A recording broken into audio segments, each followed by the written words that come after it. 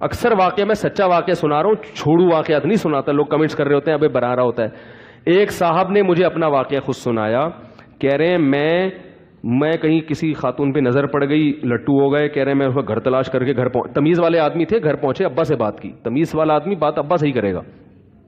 میں نے اگر کسی کو پیغام بھیجا, وہ خاتون عمر میں زیادہ تھیں, کوئی جوان کنواری لڑکیوں کو خود پیغام مناسب نہیں, ابا سے بات کر لی جائے, ان سے ابا سے بات کی جائے, بھائی آپ اپنی بیٹی کی جو ہے نا اگر میرے سے نکاح, اس طرح سے آپ کریں بات. کیونکہ چھوٹی کم عمر کی لڑکیوں کا پھر وہ ان کے دل میں جذبات پیدا ہو جاتے ہیں, پھر وہ ابا کی مانتی نہیں ہے. تو ان سے ڈائریکٹ ابا سے بات کی جائے, اور اگر میچور ہے تو پھر ڈائریکٹ اس سے بھی کی جا سکتی ہے.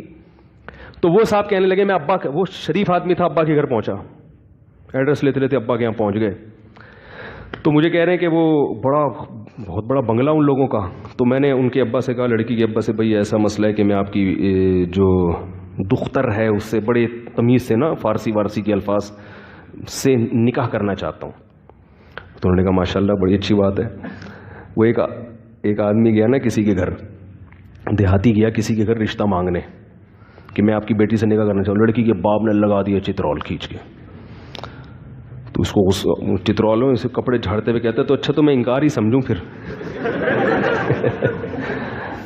اچھا تو میں, لیکن پیغام ایک دفعہ بھیجو بس, دوبارہ مت.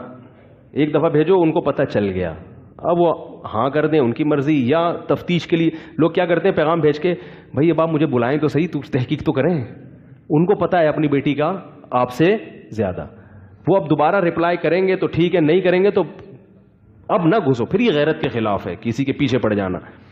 بس ایک دفعہ پیغام بھیج دیا, آپ کا فرض ادا ہو گیا. اب وہ تحقیق کرے نہیں کرے, لوگ مسلط ہو جاتے ہیں, بھائی میرے میں کیا خرابی ہے بتاؤ تو صحیح ہے.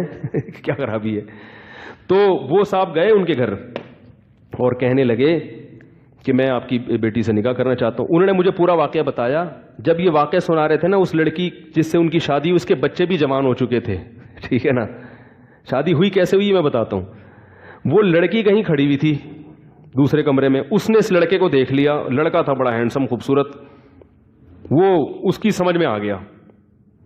تو ابا نے سب سے پہلے آمدن پوچھی. انہوں نے کہا میری صدر میں دکان ہے, شاپ ہے. ابا نے کہا کہ تمہاری جتنی بڑی دکان ہے نا, اس سے بڑے ہمارے لیٹرین ہوتے ہیں گھر کے. مطلب یہ کہ مالی لحاظ سے بہت کیا تھا, وہ لو لیول آدمی تھا, غریب تھا, اور وہ بڑے بنگلے کی مالک تھی. جب یہ مجھے واقعہ سنا رہا تھا اس وقت میں اس کے ساتھ ٹیکسی میں بیٹھا ہوا تھا, اور وہ ٹیکسی ڈرائیور تھا. آپ اندازہ لگاؤ بیچارہ غریبی آدمی ہوگا نا, یعنی اب اس خاتون سے شادی کے بچے بھی بڑے ہو گئے, ابھی ٹیکسی چلا رہا ہے.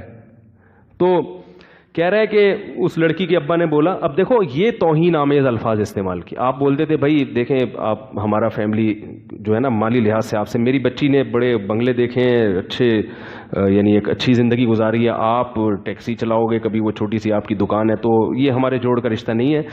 یا کچھ بھی نہ بولتے ہمیں اطمینان نہیں ہے, بات ختم ہو جاتی نا. بھائی ہمیں اطمینان نہیں ہے, ختم. استخارہ نکالا ہے ہم نے, وہ تو نہیں نکلتا نہیں ہے, لیکن ٹہلانے کے لیے اچھی چیز ہے, استخارہ نکالا ہے ہم نے.